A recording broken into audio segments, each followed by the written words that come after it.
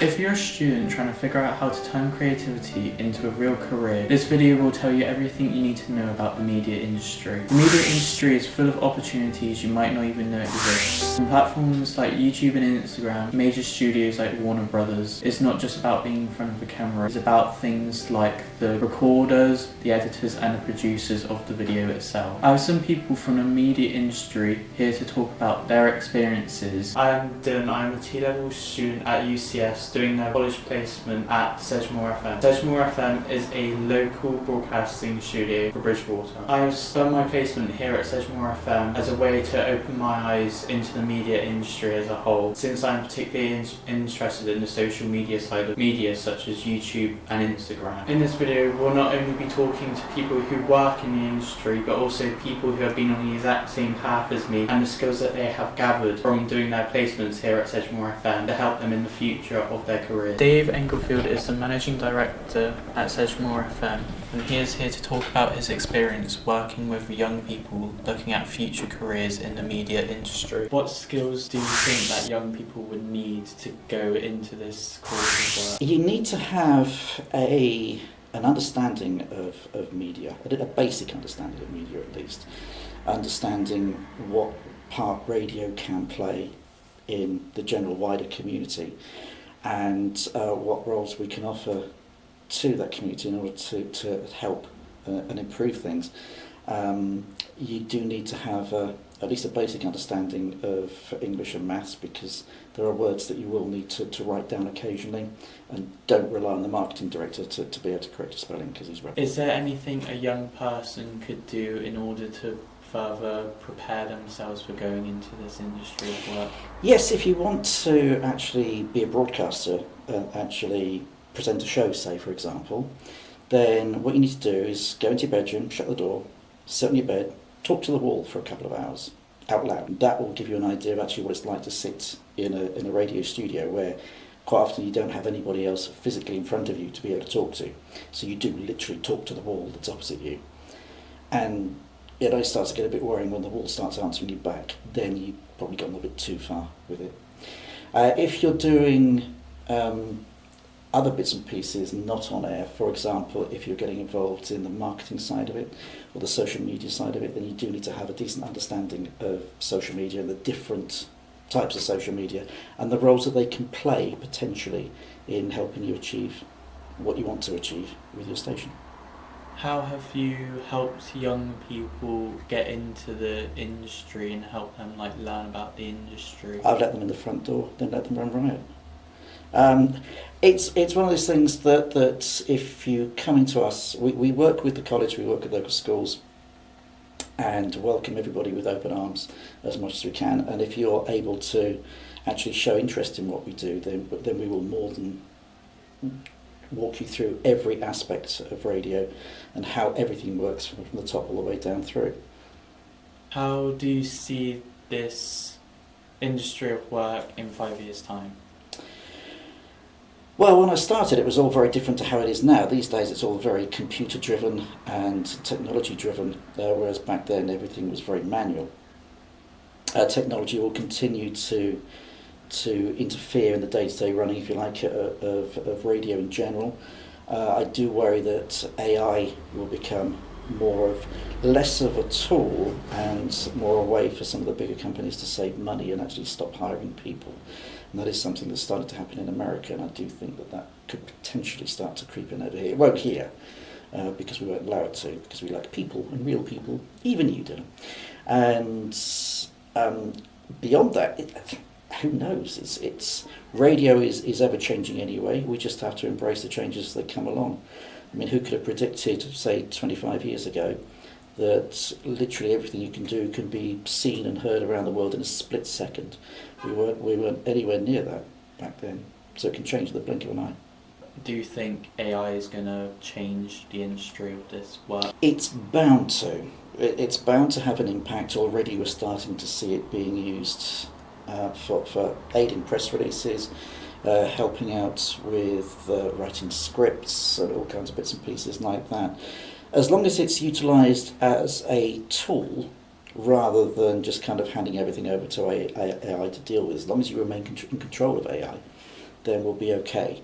But it is going to play a major part in every aspect of not just this industry, but every industry going forward, and in our everyday lives as well. Neil, what skills would a young person gain in terms of content creation and marketing if they were to come and work with you? Absolutely none, as you know.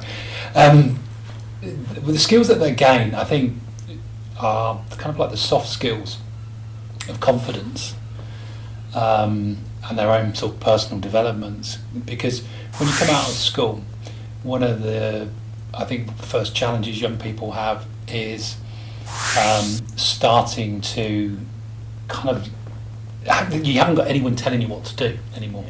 And I think it's skills like that that start to increase your employability, because you're somebody who then thinks before you're told what to do, and those kind of things are really important. So I think confidence, those kind of life skills are really important. But also in terms of like content creation, there'll be processes that we'll go through that will really help somebody in that kind of career. What qualifications would they be able to get from coming here and going into a placement opportunity like you? Yeah, so if like yourself, you come from college, so the qualification that you'll get is you'll get your T-level qualification at the end of your course, and part of that is you have to do some work placement. But we've also had students who have just come for work experience just for a few days. They obviously don't get anything other than the work experience.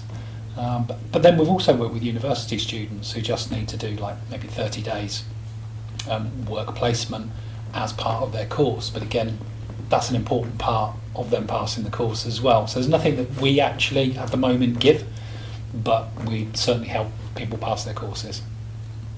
What advice would you give to someone that's trying to get into marketing or trying to get into content creation? I think these days a really key part is understanding AI, because AI is going to play a big part in marketing going forward. But I think the other piece that goes with the use of AI is the danger is that everybody's now starts to sound the same. And what you need to be clear on is who you are and how you communicate as a marketer for yourself as an individual, but also the brand that you're working with. So I think those kind of skills are really important. When you're employing and like what would you look for if you're looking for like someone trying to get a job in like, what are you like if they're trying to get a job in content creation? What are you looking for certain, like they've worked on projects before, or? I actually wouldn't mind. It doesn't matter to me, because what I'm looking for is the individual. Is this an individual that I believe in? Is this someone I feel I can help develop? Because if I was looking for a young person coming to join us, I'm not looking for the finished article. I'm looking for somebody who I can help develop over time to understand what we do and how we do it, and be a part of where we're going as a company. So I think that's important. Do you see AI being heavily incorporated in like the future of marketing and content creation? 100%. I think it will be. It's here already. People are using it. I think there's a lot of use of it that needs to be better. I don't see individual personality as shining through as much as I would like to when I'm looking on social media. So I think it's being really clear on the brand that you're working for and being able to use AI in that way. But AI is also great for processes, and using it to help you speed up your thinking, as well as helping you to develop your processes too. What qualifications do you reckon someone would need if they wanted to like go into marketing after this?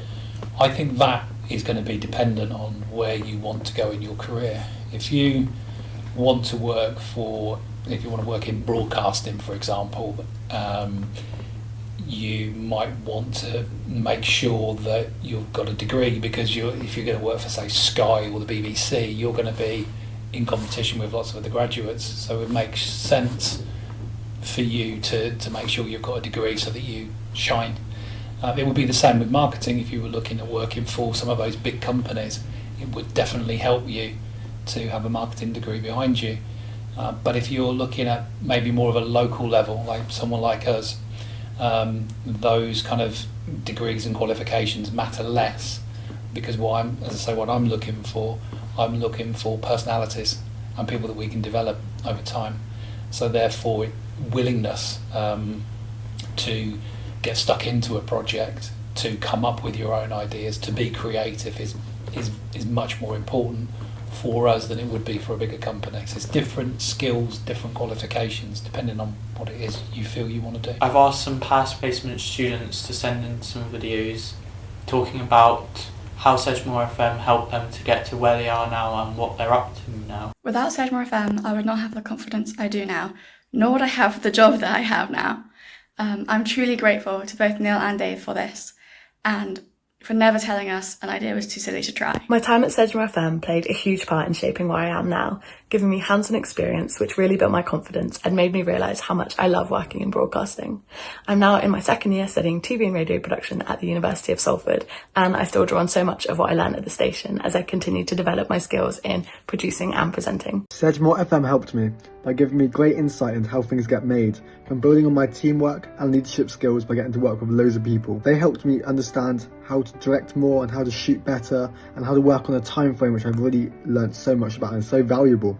At the moment, I'm at Falmouth University, where I'm studying film and TV production, where my dream one day is to direct episodes of TV. I'm currently in my first of 3 years in a Computing and Digital Technologies course at University Centre Somerset. Working with Sedgemoor FM has really helped me to improve my confidence. I've had to do a few presentations during my course so far, and my time with Sedgemoor FM has definitely helped me in how I communicate my ideas. I've been at Sedgemoor FM for 2.5 years and I've always felt really supported. They allow me to try new things and develop my skills, and their focus on my personal development has helped my career massively. I currently work in print and it wouldn't have been possible without the support and the help of Sedgemoor FM. They gave me the skills and the confidence that I needed to start my career in journalism.